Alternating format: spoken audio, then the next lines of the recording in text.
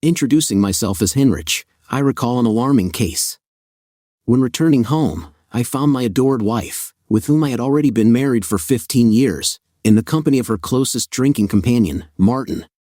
It was then that I found out about their long-standing romance, which unfolded right under my nose, and I remained in complete obscurity. Besides, I had to face the bitter truth that my youngest son is biologically not mine but Martin's.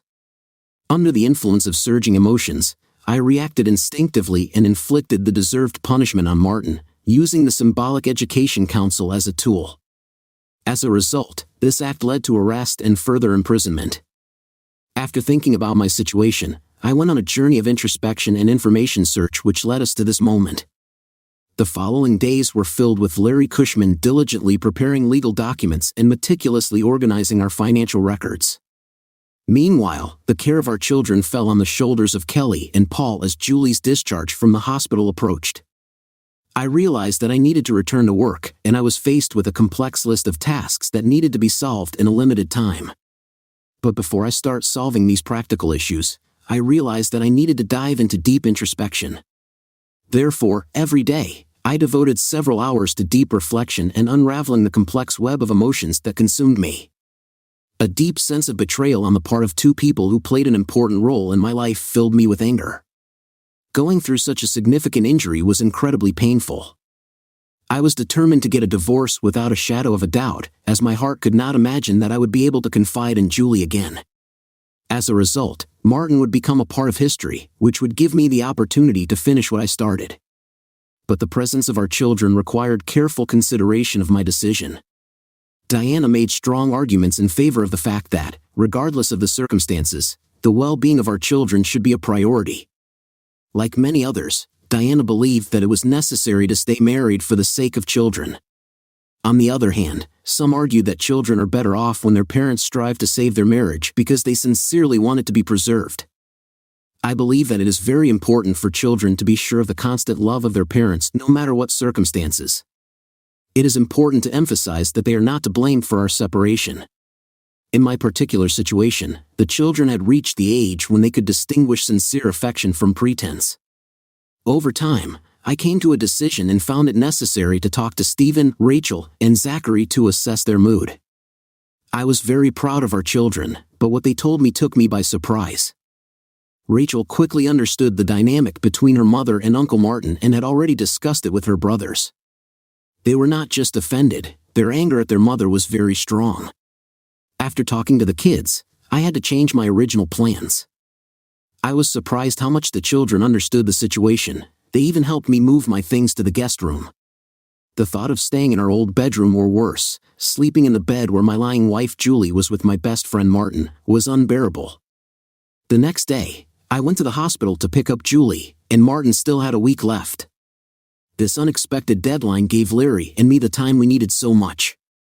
Julie leaned forward anticipating the kiss. She believed that the fact that she was allowed to return to the house meant that she was forgiven. But I didn't kiss her on the spot. Instead, I expressed gratitude to the nurses for their care. While I drove her to the car, holding the door open, Julie said goodbye and thanked them for the kindness shown during her stay here. We drove home, finally alone. After a whole week, when we turned onto K Street, Julia broke the silence. "Henry, we need to talk about this," I replied. "Yes, we will talk, but not now.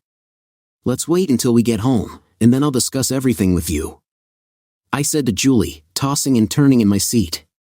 I couldn't help but feel annoyed looking at her. "Don't you hear me?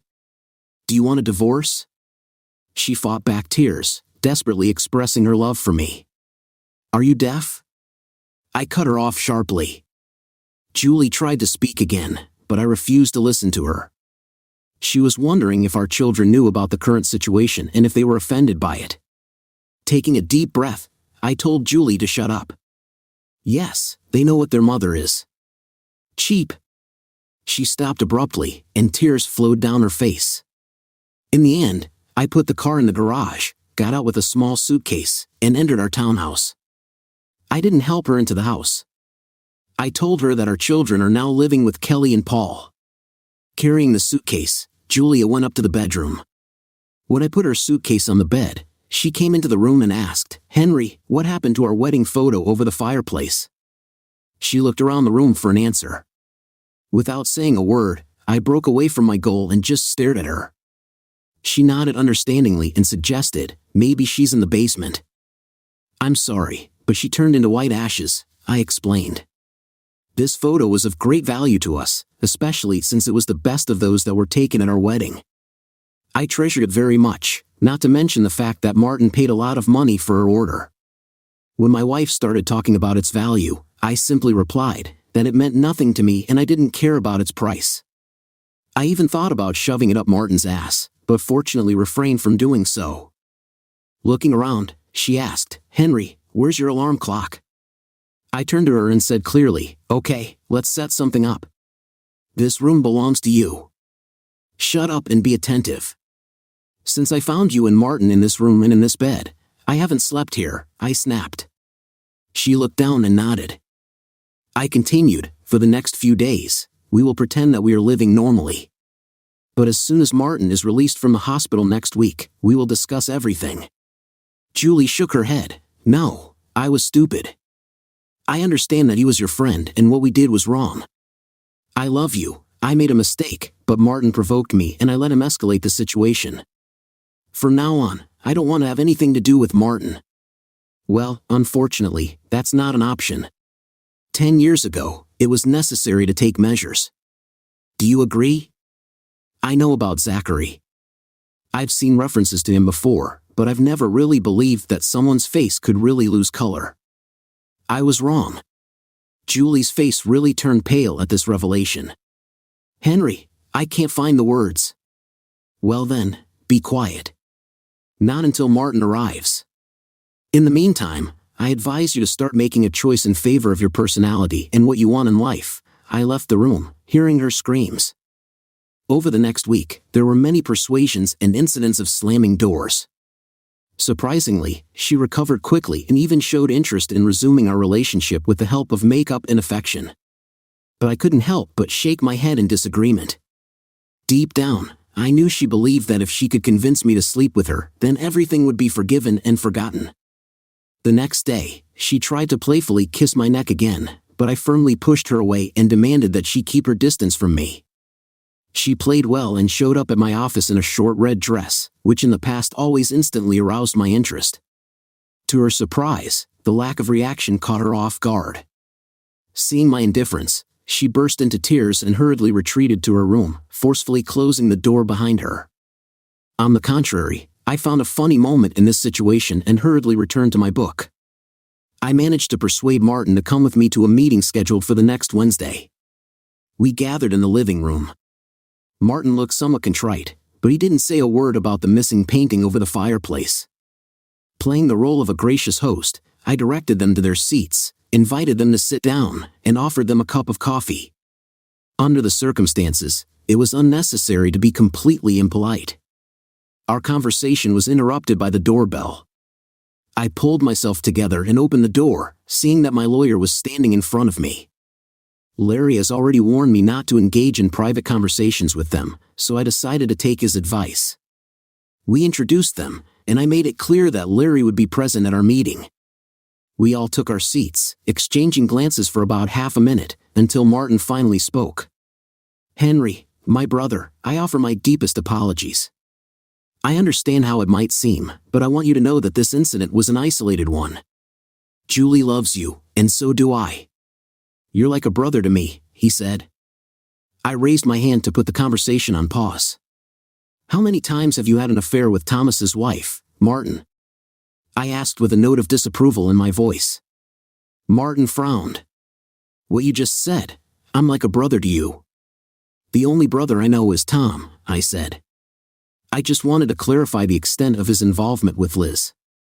"I just wanted to know how many times you've been with her," I explained. Martin's reaction was instantaneous. "Never," he muttered. I couldn't help but pay attention to this contradiction. "Then I guess I'm not exactly like your brother." I reached down and took out a cricket bat. Martin visibly shuddered, and Julie shuddered and instinctively moved away, sensing that Julie was about to intervene. I silenced her with a stern look. Before we continue, let's clarify something. There are people who would like to find out the reasons for this situation. They are interested in the reason for its appearance, duration, and direction of development.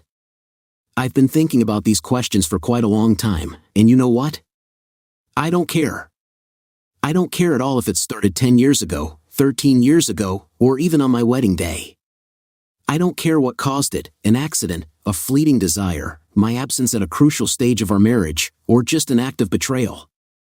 Based on all that has been said, we can conclude that if I had not unexpectedly returned home one day after 15 years of experience, the situation in which I found myself would not necessarily have led to marriage. But it would not have stopped.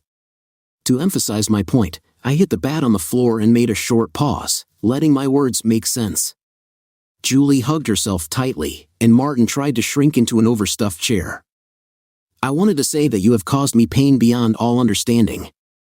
You pushed me to do what I thought I was incapable of a few days ago.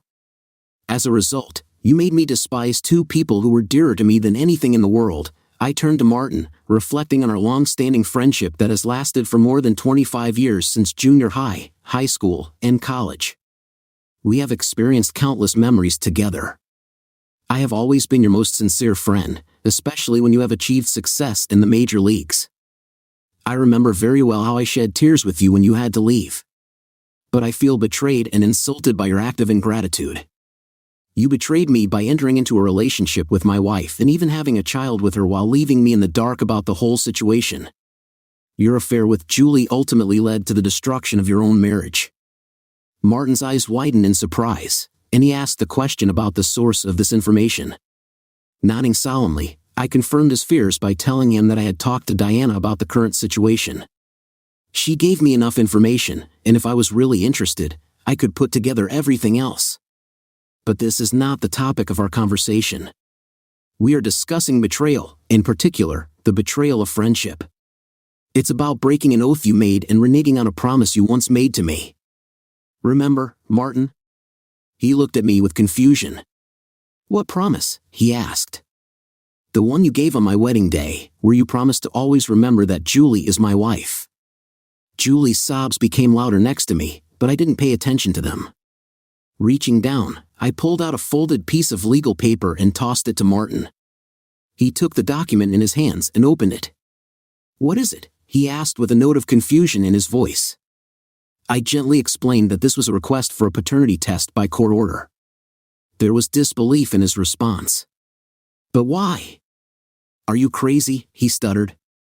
Martin, I know about Zachary.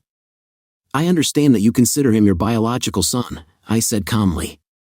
We are going to conduct a DNA test to confirm the truth. If it turns out that you really are his father, then both you and my unfaithful wife will have to inform Zachary about it, I said almost simultaneously. They both jumped up from their seats. Julie, with a sense of urgency, was the first to voice her concerns. Henry, what kind of case are you talking about? We cannot disclose such information to a little boy. He will not understand the consequences. Think of the harm you can do, she exclaimed in shock. But I objected. On the contrary, think about the harm that hiding the truth can do. I turned my attention to Martin and said, judging by what I heard last night, you used Zach as a tool when it was profitable for you.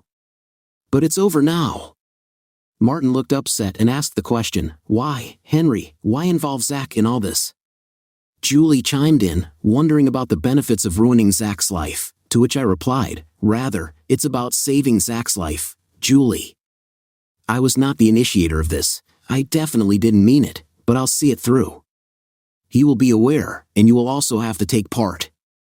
Let's not forget that you also attracted him when you forgot some things, for example, that you were my spouse and you were my closest friend.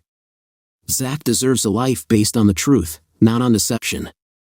Martin, there are good reasons for this decision. One of them is visible from your own life. Why did you quit baseball? I asked. Martin looked uncomfortable. For medical reasons, he answered.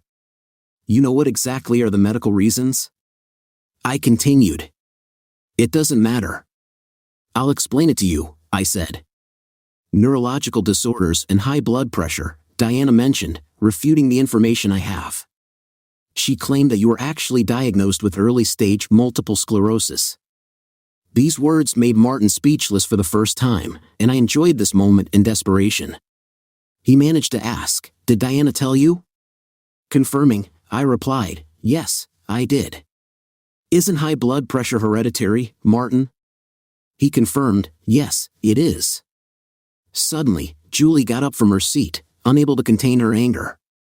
"You're a sneaky person." I stayed up at night comforting him when he was battling measles. In moments of fear, I fearlessly fought the monsters lurking in his closet. Parenting goes beyond genetics. I held out a second sheet of paper with the results of DNA tests of our children.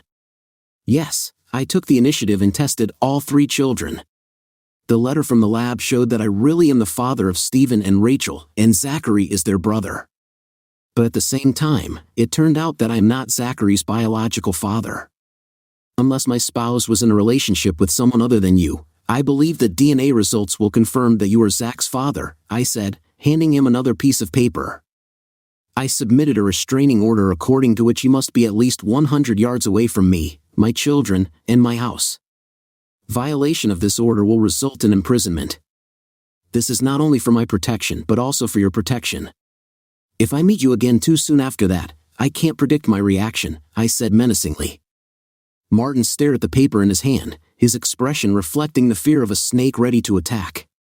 Glancing at my watch, I checked the time. We only have about 5 minutes before it takes effect.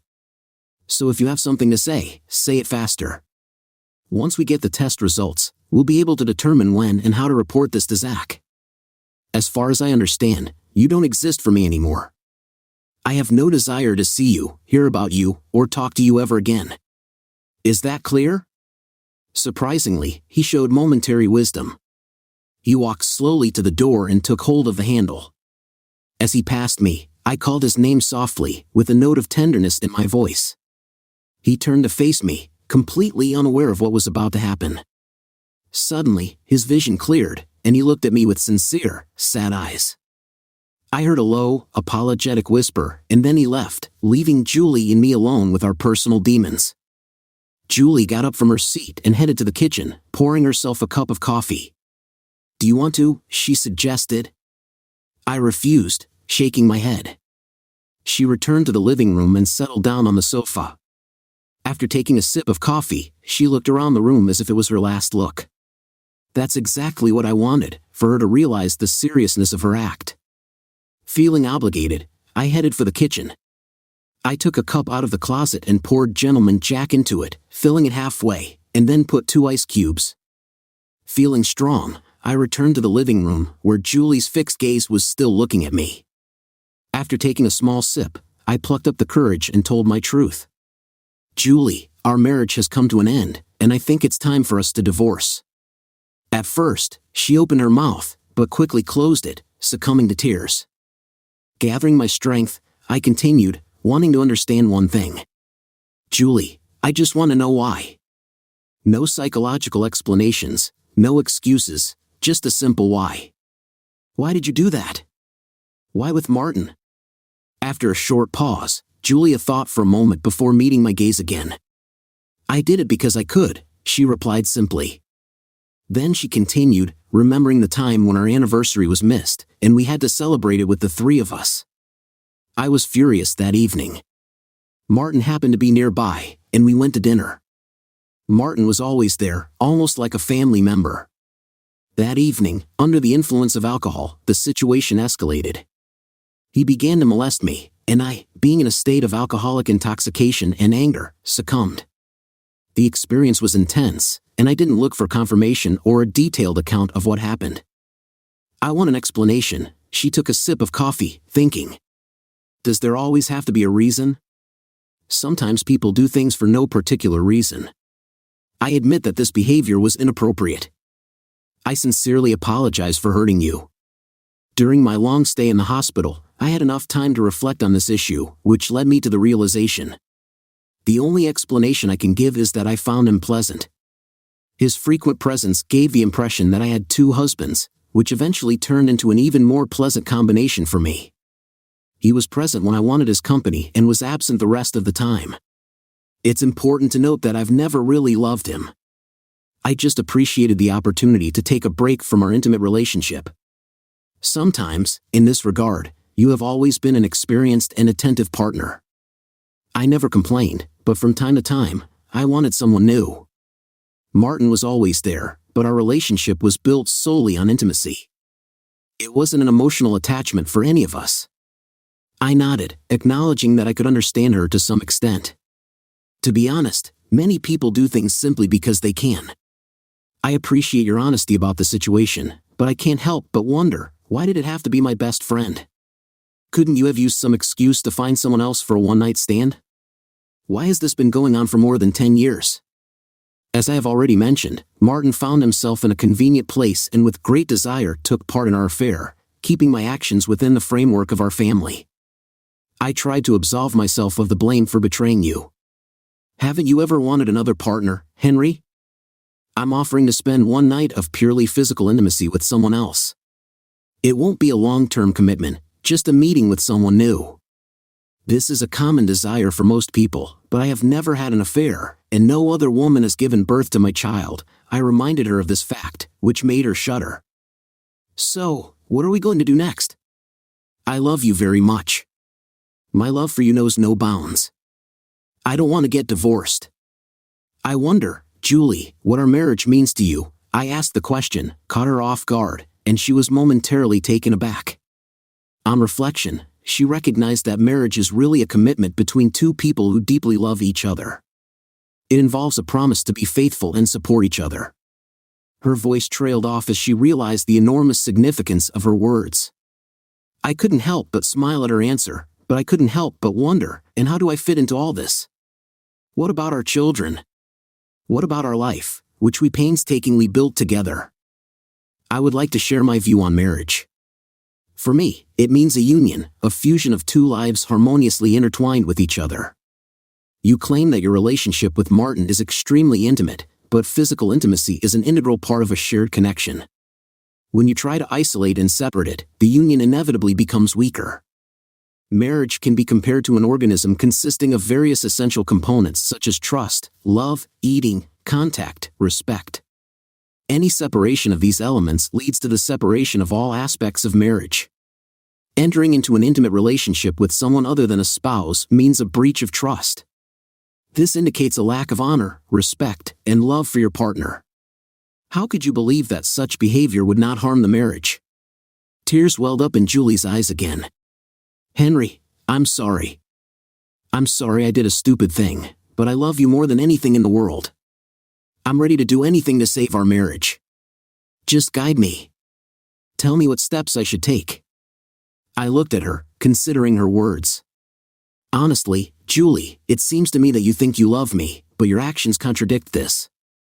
If it was a one-time mistake, then maybe I could forgive. But it was a long-term affair that lasted for years and even led to the birth of a child. But, Henry, I never loved him. Don't you understand? He was just a friend, nothing more. My feelings for him have never been anything compared to what I feel for you, she objected. But I shook my head in disbelief. Was he really just an affair for you? This thought only increased my pain. If you were able to deceive Martin without any hesitation, then why do you or I believe that you would not have found someone else to betray? It was just a physical act. True love means constant, complete devotion to your spouse, not deception and infidelity. As a lawyer, I hope you understand what a solemn commitment we made on our wedding day. You disgusted me. You got what you wanted and never once thought about how it would affect my emotions and our children. I don't even recognize you anymore, Julie. I must admit that Julie was gradually coming to terms with the fact that everything could turn out not in her favor and the consequences of her betrayal could be more serious than expected. But what really surprised me was her inability to understand why I was so deeply hurt. She sincerely believed that there was a difference between her actions with Martin and with me, not realizing at the same time that we are talking about more serious consequences. Julie, I'm going to make one last attempt to communicate with you. But after that, I'm done, okay? She replied softly, with a note of resignation. Julie, by your behavior, you have violated the vow we made in marriage. With your betrayal, you have caused deep trauma to me and our family. I want to make it clear that I can't trust you anymore. Until recently, I considered our marriage strong and reliable.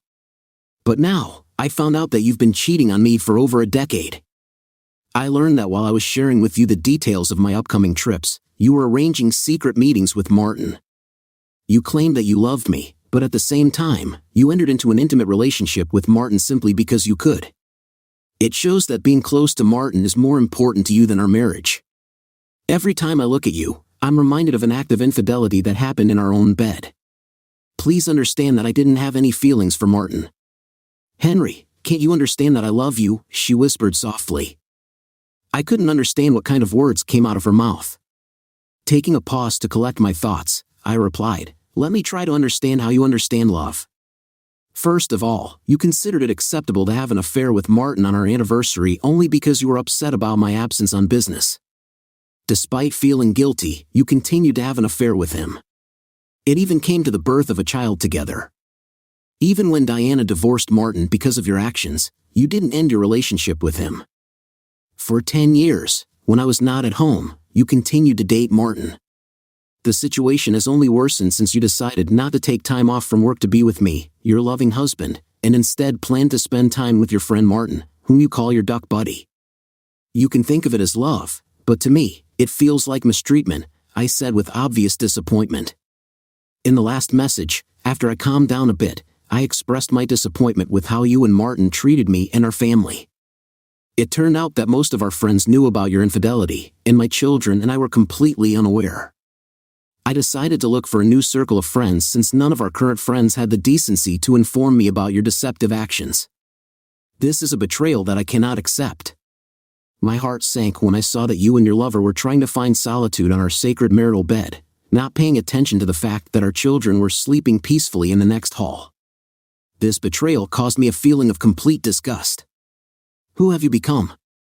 It pains me to say this, but you have turned into a lying, unfaithful wife.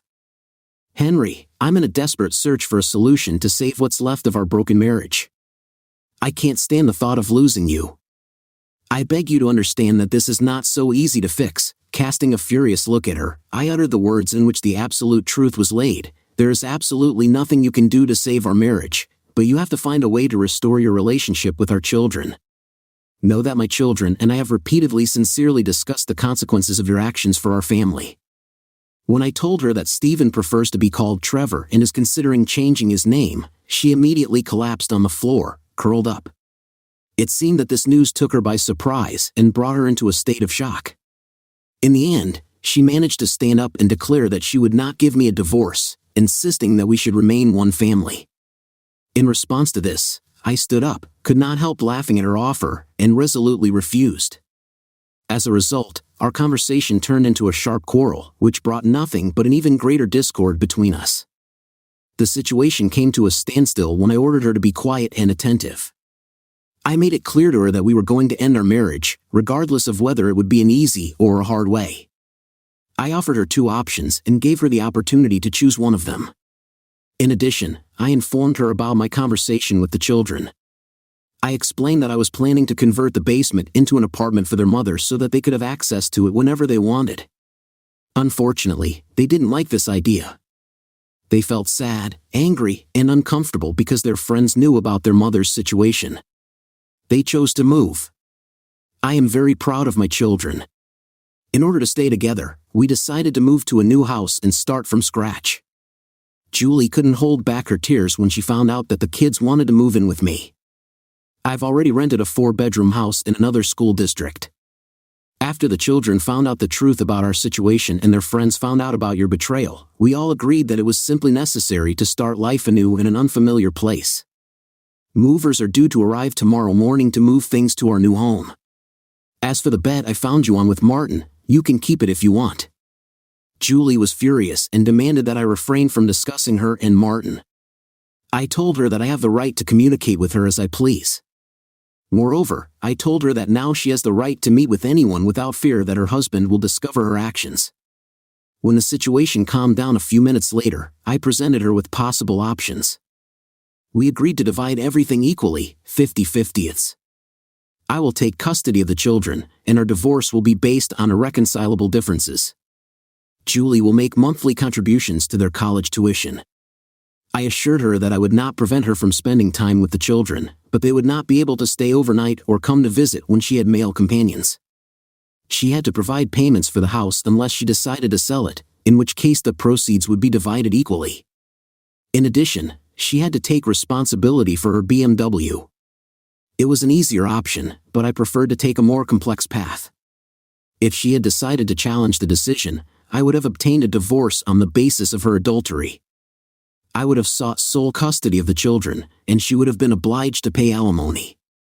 I reminded her that I had all the necessary evidence since I had caught her at the scene of the crime, and in addition, there was a statement to the police.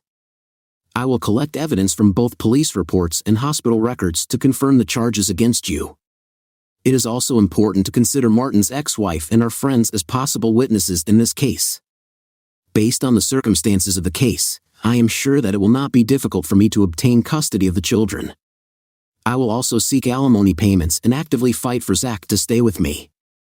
It is unlikely that social services will consider you or Martin suitable candidates for parents. As for the division of property, it would be fair to divide it 80-20 in my favor. The house will have to be sold, and you will be given a period of 15 days to find a new place of residence. I want to emphasize once again that I have no intention of completely depriving you of children, but they will not be allowed to stay overnight or come to visit when you have guests. She despised one of the conditions under which she had to return to her maiden name Simmons. I was categorically against her having the same surname as my children, although I understood that it was immature on my part. Larry and I decided to go for a drink to the nearest pub, leaving Julie alone. I hoped it would give her enough time to reflect on what she had lost and the possible consequences. In the following weeks, Julie made several attempts to reconcile with me, but I refused to communicate with her. I reported her phone calls to the authorities, and eventually, she realized that her messages were not welcome. We decided to sell our house, and Julie moved into a 2-bedroom apartment. Whenever our paths cross, she continues to express remorse for everything that happened, but I don't believe she really understands the enormous pain she has caused me and our children. For years passed, and Julie eventually chose the path of least resistance. We are still actively seeking help from psychologists, striving to move forward in life. Trevor, our eldest, is now 17 years old and is coming to the end of his school career as a graduate. He has been accepted to UVA and is looking forward to starting college. Rachel, our youngest, is now 15 years old. She is in her second year of high school, looking forward to dating and aspiring to get a driver's license. Meanwhile, Zach, a 14-year-old student, is actively engaged in sports. The results of the DNA test showed that Martin is indeed the biological father of Zach. In this regard, Martin and Julie decided to talk to Zach about this fact.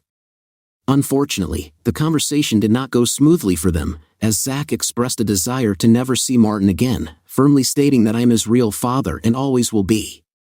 Fortunately, with Larry's help, we managed to arrange for me to legally adopt Zach, and now he is looking forward to entering the second year of high school. The children were unable to reconnect with their mother, who is now experiencing this moment very much. I noticed that she had lost a lot of weight and looked somehow pale. About 6 months after the divorce, I decided to start dating again and was genuinely surprised by the number of women who showed interest in me. It seems that I have heard rumors that I have remained faithful to my marital vows and intend to be with only one person. Thanks to my children and friends who continue to introduce me to potential partners, there is hope that I will find someone special. And when I find her, you can be sure that I will give myself completely to her. Now let's talk about our individual views on marriage. Currently, managing 3 teenagers takes up all our time and effort. Recently, I met a charming woman in a restaurant, and by coincidence, Julie turned out to be there. When I noticed that she was watching me kiss another woman, Julie's tears flowed like a stream. She froze in place and then collapsed to the floor. That day, Julie suffered a microstroke followed by a second one. It was painful for me to look at her serious condition, especially when I found out that she was paralyzed. I couldn't hold back my tears after learning about this news. Then I heard that after this tragedy, Julie and Martin left her, leaving her alone in a wheelchair. Now Julia lives alone and copes with her own difficulties. The children do not want to maintain communication with their mother. Story 2. I was recommended to seek the opinion of people unfamiliar with my situation, and that's why I'm here. My name is Sophia, I am 31 years old, and I am married to Henry, who is 33 years old. We have been happily married for 10 years and together for almost 13 years. There are 2 children in our family, a 9-year-old girl and an 8-year-old boy. Before my marriage, Henry was the only man I dated, and he had 3 girlfriends before we started dating. Our marriage was a wonderful union characterized by an abundance of love, joy, and the presence of a cherished family. Throughout all the years we spent together, our relationship continued to bring deep satisfaction to both of us, including my husband Henry. But it was at this moment that I made a serious mistake that caused irreparable damage. It all started with the fact that during my daughter's soccer practice, I ran into a man whom we will call Adam. Adam turned out to be the father of a 6-year-old girl who played in a League 1 level below my daughter's league. Having the opportunity to work at home, he had the opportunity to attend football training and games. At first, we communicated with him while standing next to other parents and watching our children. But in the end, these conversations took an unpleasant turn when he confessed his deep affection for me. I made it clear in no uncertain terms that I was happily married and that we needed to stop communicating. To his credit, he respected my boundaries and retreated. Although I rejected his advances, I must admit that for some inexplicable reason, I found solace in his attention. Now, thinking about it, I understand the illegality of my actions, but I feel that I have to be honest and share my true emotions. After a while, he plucked up the courage and invited me to meet for a cup of coffee in one of the cafes of the neighboring city. At first, I declined his invitation, but in the end, I changed my mind and agreed to meet with him. At the same time, I made it clear that this meeting over a cup of coffee would be a one-off and I did not expect anything more. I have come to realize that engaging in conversations with him was not only considered cheating but also a blatant act of disrespect towards my husband and family. But I was unable to resist. Where our personal meeting came to an end and we went to train our children, he turned to me with a request. He asked me to come to his house the next day at the same time. Handing him a piece of paper with his home address, I hesitated and answered, "I'm sorry, but I can't." But at that moment, he leaned over and gently kissed me on the lips. To my shame, I must admit that I not only returned the kiss but also kissed him again. When he pulled away, the next day, we met at his house and took action. There were no preliminary conversations or expectations. We just entered into an intimate relationship. But when I looked at the photos of his beautiful wife and child, I was overwhelmed by a wave of disappointment in myself. Thoughts of Henry and our children haunted me, and with tears in my eyes, I confessed to Adam that I would not be able to repeat this mistake. Having cleaned up and dressed, we went to our cars for training. So it went on for the next week. I deliberately avoided Adam during football training, and when I finally plucked up the courage and entered into conversation with him again, I expressed the wish never to cross paths again and not exchange any words with him. In response, he handed me a note with the name and address of a hotel located in a neighboring city. He said he would like us to meet there tomorrow at the usual time. But he would understand if I didn't come. Without hesitation, I resolutely refused his invitation and quickly left. I couldn't sleep all night, thinking about this mysterious situation. If this secret became known, it would undoubtedly destroy my marriage and family. But I naively thought that the probability that this would be known was small, given that our communication was limited exclusively to oral conversations and handwritten notes, without calls and text messages. Despite the fact that initially I did not want to go to the meeting, in the end, I succumbed to emotions and went against common sense, as in the case of our first meeting. As a result, I burst into tears and told Adam in despair that we could not repeat this mistake. Surprisingly, this time he agreed with my feelings. The risk we took during our intimate moments was undoubtedly worth it. After the breakup, we consciously decided to stay away for a whole month, refraining from any direct communication except for rare exchanges of opinions during football training or games when we communicated with other parents. But what really alarmed me was the unexpected meeting of my husband Henry and Adam at one of the games. They did not just enter into a conversation but deepened into a deep discussion that lasted more than 20 minutes. This left me with a mixed feeling of anxiety and strange intrigue. Let's fast forward to a significant moment in my life, on D-Day when my husband revealed my infidelity, an event that turned out to be the most terrible in my life. During our conversation at soccer practice the day before, Adam and I came to a mutual understanding that because of our happy marriages and love for our spouses and children, we can no longer meet. Unfortunately, I made a grave mistake by agreeing to the last meeting. I understand that some of you may doubt my words, but I assure you that this is the pure truth. We called this meeting D-Day, which meant its finality. Unable to bear the photos of Adam's wife and child in his house, I offered to meet in my own house. According to the original plan, he had to park on the next street and walk to my house. Arriving at the place, he would come to the side door where I would wait to let him in. Since it was raining lightly and no one was in sight, I thought he managed to remain unnoticed. After taking him to our home office on the second floor, which also served as a guest room, we met. I want to emphasize that I would never do such a thing in our marital bed, unlike what happened in Adam's house. My love and respect for my husband are too strong for me to even think about such a betrayal. Since this meant the end of our time together, a lot of hugs and kisses were waiting for us. My husband Henry came into the room and sat next to the bed, filming what was happening on video. I didn't know how long he was there before finally exclaiming, "What's going on here?" Shocked by his presence, Adam and I quickly got up and went our separate ways. Overwhelmed with emotion, I began to sob, apologizing to Henry and desperately trying to clarify the situation. But what exactly needed to be explained, I couldn't figure out at that moment. Those were the only words that came to my mind. I couldn't figure out what had gotten into Adam, but he was in a panic and desperately tried to get around Henry, who was resolutely blocking the door. Henry, who stood 6 feet tall and weighed about 230 pounds, proved to be an insurmountable obstacle. Unlike him, Adam, who was 6 feet tall and weighed about 160 pounds, did not pose any danger. His weak attempt to push through to Henry led to a blow, as a result of which he collapsed to the floor. Adam quickly got to his feet and lunged at Henry again, but in response, Henry stepped forward and forcefully pushed him back. Adam was forcefully pushed, as a result of which he fell backwards and hit the window grate, after which he fell out of the window. He landed on a large bush growing in front of our house, completely naked. Overwhelmed with grief, I burst into tears and begged Henry to stop his actions, fearing for Adam's safety. Besides, I desperately wanted to protect Henry from possible consequences. In response, Henry looked at me menacingly and quickly descended the stairs, leaving me worried that he might harm Adam and in fear that my husband would face legal consequences.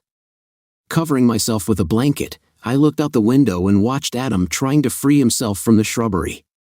Although there were scratches and injuries visible on his body, they seemed more superficial than serious.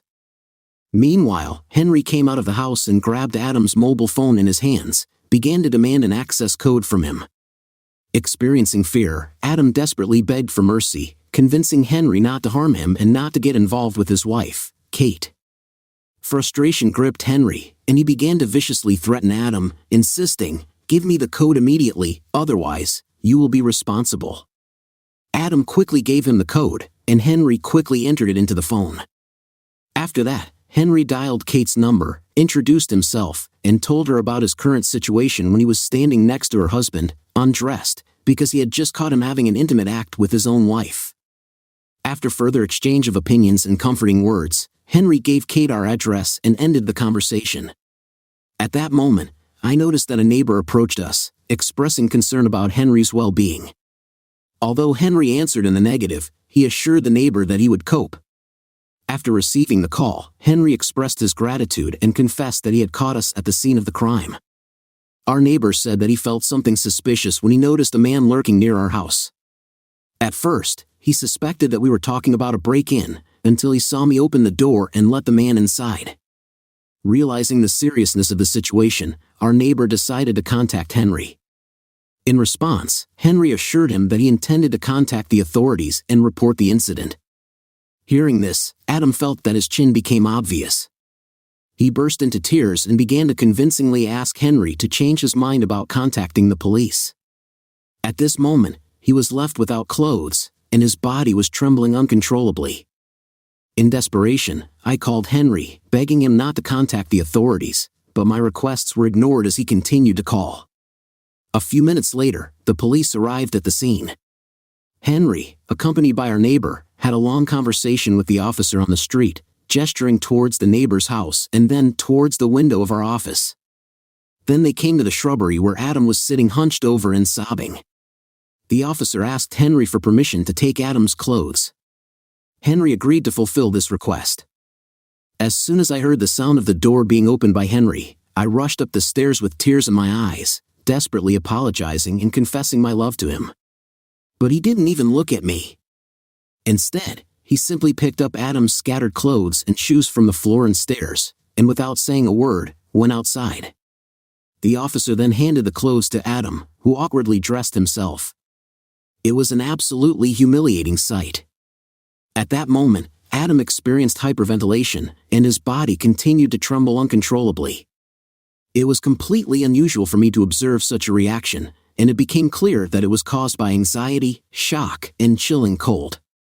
Sitting at the window, I watched the officer interrogate Adam, although the window screens blocked the view, so they did not notice my presence. Offering words of comfort, the officer urged Adam to calm down and relax, and in the end, he succeeded. In a contrite tone, Adam took full responsibility for what had happened, believing that he deserved the consequences. He told the truth about what happened and admitted that he rushed at Henry out of a desire to escape. When the officer asked if Henry was defending or attacking when he pushed him, Adam replied that it was a defensive reaction. I was relieved to know that Adam hadn't accused Henry mistakenly. Meanwhile, a group of neighbors had gathered on the street, and the neighbor who reported me to Henry explained the situation to them. I was overwhelmed with embarrassment and burst into tears even more. Returning to the conversation between the policeman and Adam, the officer asked if he wanted to press charges, to which Adam refused, expressing his sole intention to leave and vowing never to bother our family again. Adam's wife, Kate, then drove up and parked in front of us. My husband came out to greet her, and a short conversation ensued. Meanwhile, Adam rushed to her in tears and begged for forgiveness, but she completely ignored him. The officer approached Kate, and although I barely heard her, she expressed an urgent desire that Adam keep his distance. In this regard, the officer ordered Adam to move away. He took a step back, his expression filled with betrayal, and tears streamed down his face. After a brief conversation with Henry and Kate, the officer came into the house, wanting to talk to me. Coming down the stairs, he called out to me, demanding my presence for a conversation. Agreeing with his request, I asked for time to get dressed. When everything was ready, I presented my testimony to the officer. Where our conversation came to an end, he informed me that my husband was asking me to leave our house voluntarily. Having expressed my disagreement, I firmly told the officer that I did not want to obey. I realized that I needed to talk to my husband and approached him. He admitted that I needed to discuss everything but said it would be helpful if I left, at least for the evening, to give him the opportunity to be in peace and quiet. This suggestion stunned me, and I began to cry uncontrollably. After asking if I had someone I could turn to, he asked about my parents. I confirmed that I could call them, and by chance, I heard my mother's voice talking to Henry on the porch. The expression on her face shocked me, forcing me to apologize and admit my gross mistakes. The officer advised my mother that it was in my best interest to stay with her for a while, at least until the situation calmed down. I followed her upstairs to pack my things and noticed her silent rage as she packed hers. It was obvious that she was seething with anger. Feeling both embarrassed and deeply disappointed by my actions, when we went down the stairs and out into the street, there was only an officer standing there, accompanied by a group of neighbors talking on the sidewalk. The officer informed us that Henry had gone to pick up the children from school, saying that Henry would take the children to training and treat them to lunch. He asked them to close and secure the door. Henry assured me that he would contact me in a few days to discuss further issues. Upon returning to my parents' house, both my mother and father reproached me that my marriage was being destroyed. I sincerely apologized and explained that I wanted to regain Henry's trust. My father categorically stated that this was impossible and advised me to start preparing for a divorce. Tears flowed down my face from his words, and my mother asked why he made such a statement. He apologized for not responding earlier and explained that he needed time to think things through. Despite feeling offended and rejected, I tried to understand his point of view and agreed to a meeting on Saturday. I couldn't help but worry about how my children would perceive me after hearing his explanations without my participation. Henry announced that he had brought charges against Adam and obtained a temporary ban on entry into the country for a period of 30 days. This news had a strong effect on me because all I wanted was for this terrible ordeal to end. In addition, the incident was described in detail in the police section of our district newspaper. Although it did not mention specific names and house numbers, the name of our street left no doubt about what had happened. Moreover, the information spread through the vine, leaving no doubt that our family became the subject of discussion among acquaintances. On Saturday, looking forward to a new meeting with Henry, I felt nervous and accompanied by my parents, we arrived at Henry's. They decided to wait on the porch while we met indoors. I asked them to leave, but Henry insisted on their presence, explaining that it was awkward for him to be alone with me. I was amazed at his disbelief. Trying to hug him, he raised his hands, making it clear that I should keep my distance. When we sat down in the chair, he handed me the divorce papers. Overwhelmed with emotion, tears flowed down my face as I poured out my heart to him. I begged and repeated my apologies, expressing my love for him and only for him. But in response, he disdainfully declared that I did not really love him and, with unshakable determination, began to explain what to do with the documents. Despite my persuasions, I was desperately looking for an opportunity to discuss what had happened, but he continued to focus solely on the logistics of our separation. He mentioned the possibility of my moving in with him, but only to take a place in the office. This scheme repeated the state in which I left things. In addition, he said that our bank accounts would be divided equally 50-50ths. During our conversation, he mentioned that if the house is sold, we will divide the capital fairly, but at the same time, he spoke out for me to give up any rights to his 401k. In addition, he informed me that starting next month, I will have to contribute 35% of the total living expenses, including mortgage, insurance, utilities, car payments, groceries, and so on. This will amount to approximately $2,300 per month. Since I am currently unemployed, I will have to use my part of the savings to cover these expenses. He explained that all this information was clearly stated in the separation agreement and advised me to contact a lawyer to study it. I expressed my unwillingness to involve a lawyer since my intentions were solely to talk with him about our relationship. In response to this, he stated in a calm but decisive manner that the conversation is not needed, thereby emphasizing his desire to officially part. Moreover, he informed me that he would only communicate with me about our children or when our children would be present. During the conversation, he said anything else I say will go unnoticed. Tears were streaming down my face, and I asked him, wanting to know if he really intended to end our marriage. In response, he coldly stated, "At the moment, I intend to do it." Deciding to save our relationship, I pleaded, admitting that I could not live without him and vowed to fight with all my might. Unexpectedly, his reaction was not at all what I expected. Reflecting on that moment, I distinctly remember the image imprinted in my memory, the expression of disgust on his face at the moment when he burst into violent laughter. At the same moment, he shouted for my parents to join us. After that, he dialed his parents' number, turned on the speakerphone, and gave both parents the same information that he had just shared with me. The atmosphere was cold, reminiscent of an official business meeting. At the same time, I was in excruciating pain. I apologized to Henry and our parents, assuring them that I would fight to the last to protect my husband and our family. The whole thing happened this morning, and now I'm in the office unable to sleep, and I'm writing this message at 2 o'clock in the morning. Earlier, in a conversation with my sister, she gave me invaluable advice. I have been thinking for a long time about whether it would be useful to tell my story on the internet in the hope of getting valuable advice from readers. I am at a crossroads, not knowing what steps to take. Have I done irreparable damage to my marriage? Is there a way to bring back the once beautiful life that I destroyed, or is it lost forever? I welcome any answers regardless of their nature, as I currently feel isolated and have no one to confide in. Although my sister supports me, she is also shocked by my actions. Henry and I are no longer together. It pains me to even write about it, and it still seems incredibly surreal even now. I can't help but think of it as a terrible nightmare.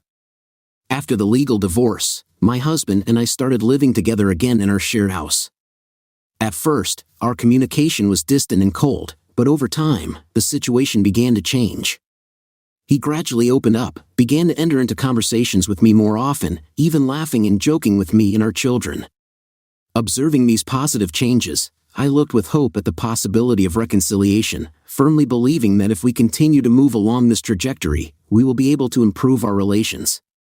But suddenly, without any prior instructions, Henry expressed a desire to talk to me alone, away from our children. I expected the conversation to be about our progress towards reconciliation, but his revelation that he wanted to leave the family came as a surprise to me. This news threw me into complete confusion. I understand that many wives who find themselves in a similar situation can often express their devastation, but I experienced it for real. Henry explained that although he has always retained a deep respect for me as the mother of our two wonderful children, the love, passion, and trust that he once felt for me have disappeared. Despite all my attempts to convince him, his decision remained unshakable. In the end, I succumbed to emotions, and we hugged, although it was obvious that our hugs lacked the intimacy inherent in a husband and wife. After almost 4 months of separation, when the conditions for the division of property and custody of children had already been stipulated in the separation agreement, the divorce process proceeded quickly and was completed in February of this year. Throughout the whole process, Henry treated me with fairness and respect. He bought my part of the property in our house and generously added another $1,000 so that I could provide a stable living for our children. Despite the fact that I received a significant amount by the court's decision on divorce, it was not enough either to buy a new house or for my existence for a long time. In this regard, I got a job in a newly opened franchise selling donuts, conveniently located next to our children's school. Since I was familiar with the owner of the franchise, I approached her with a job offer, and she immediately hired me. Surprisingly, I really like working in this place. The owner is an incredibly kind and responsive person, which makes the working environment pleasant. My colleagues are fantastic, and our customers are very friendly. Sometimes I think that everything could have been different if I had taken this job during my marriage. They say that an idle mind is a devil's playground, right? But anyway, dwelling on the past won't change anything. A month after our divorce was officially finalized, Henry made a public statement to his family and friends announcing that he and Kate had become a devoted couple. Moreover, they were looking forward to the baby's arrival in August. I found out about this unexpected discovery through my children, who were thrilled at the prospect of 2 new siblings, a newborn and daughter Katie. This shocking news shocked me to the core. I just couldn't understand how Henry could commit such actions and not inform me personally.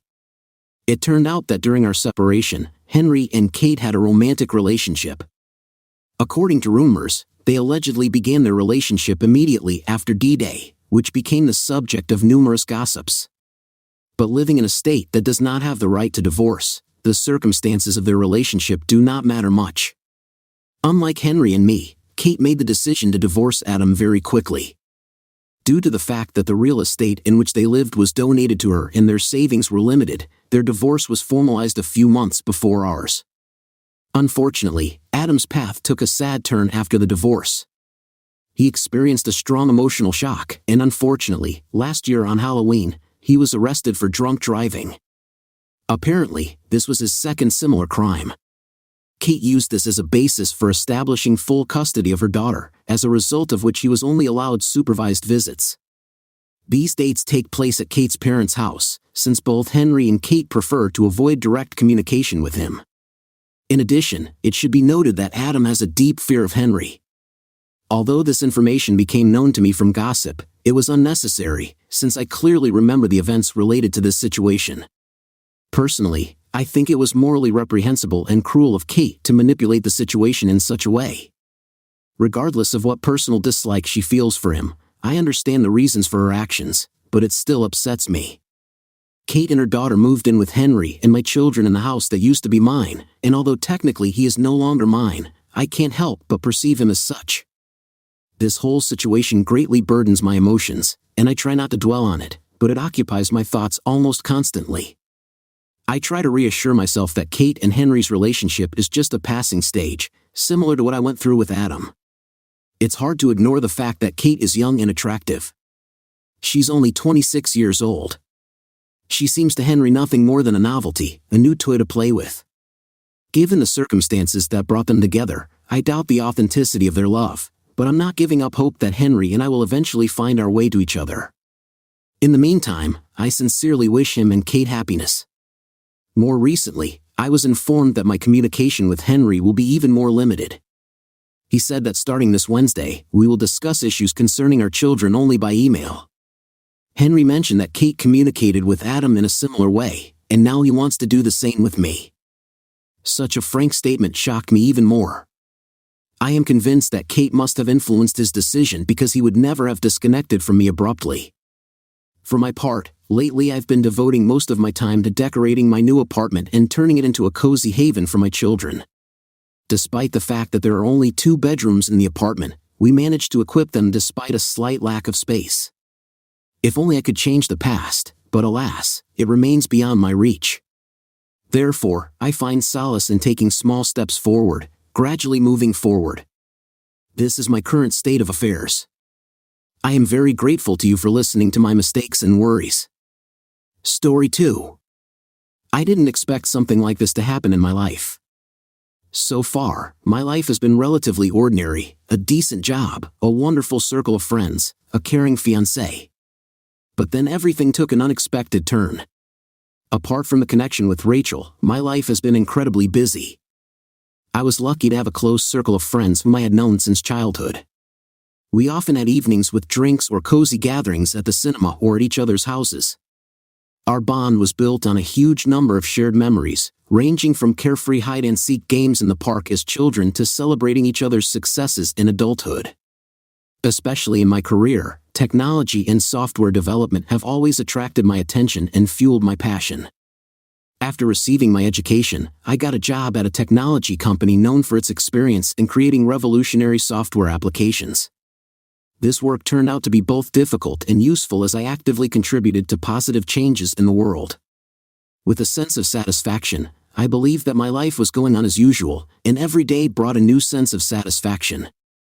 But without knowing it, I realized that a catastrophic turn of events was just around the corner, ready to destroy everything I cherished. On a gorgeous summer day, Rachel and I met with our wedding planner to put the finishing touches on our long-awaited wedding. The radiant sun beat down on us, and a light breeze danced among the trees, rustling the leaves, and the delicious aroma of blooming flowers spread. Rachel, as always beautiful, attracted everyone's attention.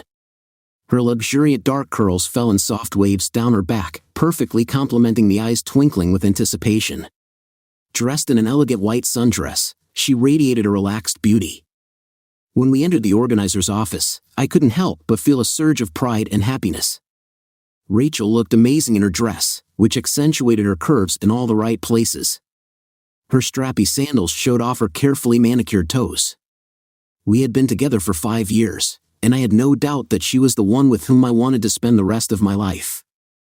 Although there were moments of stress in the process of preparing for the wedding, in the end, it was a labor of love. Every aspect, from flowers to food and music, had been carefully planned with love and dedication. There were only a few months left until the momentous day, and everything was going as well as possible. As we sat with our planner, I was overwhelmed by a feeling of deep gratitude for the life we had created together. Rachel was not only my best friend but also my soulmate and constant companion in every sense of the word. She was my partner, and I was sure that our wedding day would be the ultimate tribute to our deep love. From time to time, she pushed me to reality, but I appreciated her sound outlook on things, which helped us find a balance between our dreams and practicality. Together, we made decisions that reflected our shared values and commitment to each other. We had our own views and practical interests, but the general enthusiasm for the upcoming event kept us engaged in a lively conversation. We eagerly discussed the scenery, menu options, the list of invited guests, anticipating the harmonious fusion of all these elements. When we left the wedding planner's office and the warm sun embraced us, Rachel turned to me, and her words sounded with tenderness, "I'm looking forward to becoming your wife." At that moment, a wave of deep feelings rose in my heart. We hugged each other, rejoicing at the upcoming marriage. Hugging her to me, I couldn't help but express my joy, looking forward to becoming her husband. This deep connection plunged me into a blissful state, the likes of which I have never met. But unaware of this, our picturesque summer day would soon be destroyed by an unforeseen event that would irrevocably change the course of our lives. It was a discovery that destroyed the very fabric of our love and trust, leaving me in a state of deep uncertainty. As the days drew closer to our sacred union, Rachel and I devoted countless hours to strengthening our relationship, seeking solace in each other's arms. We were both full of excitement and anticipation of the upcoming wedding, delving into the smallest details of our special day. We spent hours flipping through magazines and browsing Pinterest boards. Every moment of the wedding, from the exquisite flower arrangements to the careful seating scheme of the guests, became the subject of lively discussion.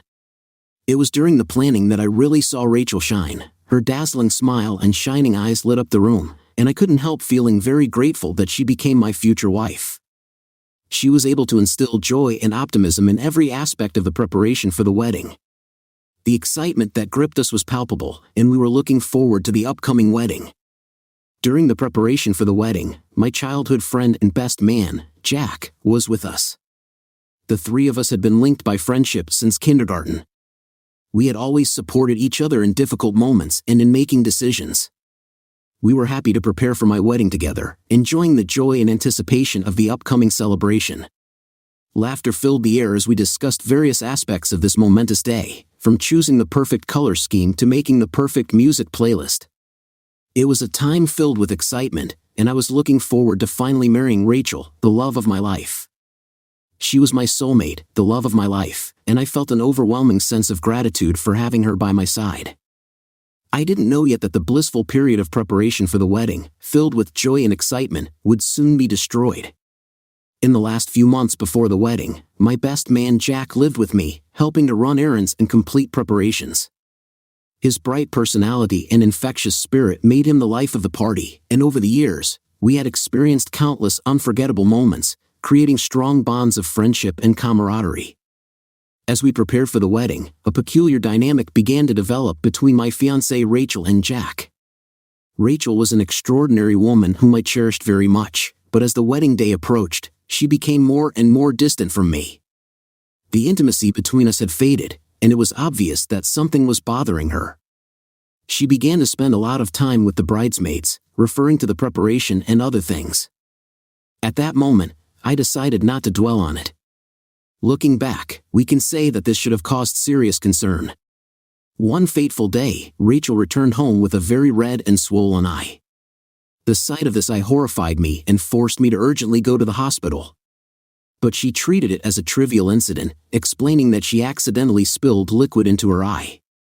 Although I was skeptical, I didn't dare to push her too hard. A few days passed, and her condition worsened even more. She was suffering from excruciating pain, and her eye had a terrifying appearance. Watching Rachel's eyes deteriorate, I noticed that they were getting more and more bloodshot and swollen. She was constantly rubbing it as if trying to ease the pain. I urged her to seek medical help, but she stubbornly believed that it was just an irritation that would pass by itself. But every day, it became more and more obvious that this was far from a trivial problem. Rachel's eye was almost closed, which significantly worsened her vision. I realized that we needed to take action. In the end, I made up my mind and took Rachel to the doctor. The doctor prescribed a course of eye drops and advised us to return if there was no noticeable improvement in a few days. Rachel seemed relieved at the prospect of treatment, but I had an uneasy premonition. I decided to watch her closely and make sure that she strictly followed the doctor's instructions. But despite diligent application of eye drops, Rachel's condition did not improve but worsened. She started having severe headaches and dizziness, and I had no choice but to seek advice from another doctor. In search of a definitive diagnosis, we turned to another doctor who could give us accurate information. It was during the subsequent consultation that we learned the terrible news. Rachel had contracted gonorrhea, a rare sexually transmitted infection that in rare cases can lead to an eye infection. When the doctor told me the whole situation, I listened carefully, and my eyes became serious. He asked a series of questions about Rachel's symptoms and carefully examined her affected eye. With heavy solemnity, the doctor informed us that she had almost complete loss of vision, about 90%, in this eye. When I found out that the damage was most likely irreversible, I was shocked. How could this unthinkable event happen? How could my fiancée get infected, and moreover, why did it continue? The question of who could transmit the infection haunted me, and most importantly, I could not understand why such a cruel twist of fate happened when our love was the basis of our future union. These stormy questions were constantly spinning in my head, and I realized that our life would change forever. Doubts tormented me because I firmly knew that I had always been faithful to her, and wondered how this misfortune had entered our lives. Rachel was no less shocked by this news, and the realization of what had happened came to her very quickly. Devastated, she tried to comprehend that she had contracted gonorrhea. The improbability of such a deplorable turn of events weighed heavily on her, but she understood that it was necessary to tell the truth. During a difficult conversation, Rachel's emotions overwhelmed her, and she felt ashamed and embarrassed. Having gained strength, she said that she spent a lot of time with the bridesmaids. Unaware of this, Rachel claimed that she was busy preparing for the wedding and other related matters. But, in fact, everything was completely different. She had an unprotected intimate relationship with Jack. At first, Rachel hesitated to reveal the full extent of her actions, realizing that she had caused deep pain and worried about my possible reaction. But when we finally figured out the situation and sat down at the negotiating table, the burden of hiding the truth became unbearable for her. With tears in her eyes, she began the conversation with a sincere apology, fully aware of the deep pain she had caused. Rachel admitted that due to the stress caused by the preparations for the wedding, she felt depressed and sought solace in Jack's arms. With a heavy burden on her conscience, she painfully admitted that their relationship was unprotected, as a result of which she contracted gonorrhea. As she spoke, unmistakable expressions of guilt and shame appeared on her face. It was obvious that she deeply regretted what she had done and sincerely apologized for the suffering she had caused me. In a rush of feelings, I could not deny myself that there was still love in my soul, which prompted me to find a way out of this painful situation. In the midst of these tumultuous events, I felt sympathy for Rachel. Despite the magnitude of her terrible mistake, she remained the person I loved deeply and unconditionally for many years. It was an incomprehensible and contradictory feeling that haunted me when I tried to make sense of the whole situation. My heart broke when I absorbed the full weight of Rachel's confession. Although her sincere remorse was quite palpable, the irreversible damage had already been done, and we both had to face painful consequences. I was faced with the realization that the trust in our relationship had been destroyed beyond recognition and left scars forever. The path that we once imagined together could no longer be continued in the same way. Faced with this harsh reality, I realized that I had to make a difficult decision. It was painful for me to think about what would have happened if we had created a foundation for honesty, openness, and effective communication. Unfortunately, these opportunities are now lost for us. The irreversible damage left us with no choice but to accept the harsh reality. I knew that I couldn't completely forgive Rachel's actions, but I also understood that the constant persistence of anger and resentment would only interfere with my own emotional well-being. In light of this realization, when Rachel finished her painful confession, I found the strength to make a difficult choice, to end the relationship and begin the path to healing and personal growth. The situation was complicated by the fact that I found out that Rachel almost lost her sight in her left eye as a result of infection with gonorrhea transmitted through Jack's ejaculate. When we met with Jack, at first, he tried to deny his involvement in this. When I presented Jack with irrefutable evidence, showing him the test results indicating my negative status and Rachel's positive status, he could no longer evade the truth. His defense collapsed, and he confessed his involvement in this situation. The rage in me was so strong that I couldn't bring myself to meet his gaze. It seemed to me that I had been subjected to the deepest form of betrayal. Understanding that my childhood friend Jack could commit such an act was incomprehensible. Our friendship had lasted from kindergarten, and he had become one of the closest people to me. We had gone through countless trials together, school difficulties, the path of relationships, and now this. Even in the chaos of preparations for the wedding, our friendship remained unbreakable, but everything collapsed under the weight of Jack's reprehensible actions. When he tried to apologize and make excuses, anger and betrayal boiled in me. It was impossible to understand how he could so callously jeopardize the well-being of my fiancée and our entire relationship. If his cheating on his wife was already deplorable, then subjecting my beloved partner to such a test was crossing a line that seemed unacceptable to me. But then a deep understanding came to me. I couldn't just let my emotions dictate my reaction. Instead, I I needed to find a way to rise above the pain and make a decision that was consistent with my values and prioritized healing. Overwhelmed by intense anger and a desperate need for justice, I made a decision that seemed unthinkable at the time. Having committed a reckless act, I attached scans of the test results to the wedding invitations so that everyone would know about Jack's true character. The magnitude of my actions became even more obvious when I shared photos in a family group chat and forwarded them to Jack's wife. Although I understand that my behavior was extreme, I felt obligated to speak out against the injustice done to me and Rachel. After this stormy exposure, I disconnected from the situation, blocking everyone and quickly disappearing from their lives. After the shocking events occurred, I realized that I needed time to sort out the situation. Now that I think about it, I can admit that there may have been alternative approaches that I could have used, but at those moments, I felt squeezed and unable to see other options. Betrayal by the two people closest to me destroyed my trust, leaving me lost and unsure of how to move on. It's been months since that fateful day, and I haven't been able to talk to either Jack or Rachel. It remains uncertain whether I will be able to do it. In many ways, I feel a deep loss, as if a part of me has changed forever. A deep betrayal left me in the void, searching for a purpose and direction. Before this ordeal, I thought I knew exactly how to live, but now everything is shrouded in uncertainty. The question of forgiveness haunts me, and I doubt if I will ever be able to grant it to Jack and Rachel. It is difficult to imagine a future in which our friendly relations can be restored, but I do not dare to hold a grudge indefinitely. The complexity of my emotions makes me try to reconcile conflicting feelings. So far, I'm in search of solace and a path to healing. In the future, I adhere to the principle of taking things one day at a time. My efforts are aimed at developing those aspects of life that bring me joy and happiness, step by step restoring fragments of my existence. This is a difficult path full of problems, but I am aware of its necessity. Although this process may take a long time, I'm ready to do the necessary work, realizing that it is vital for my personal growth and ultimate well-being.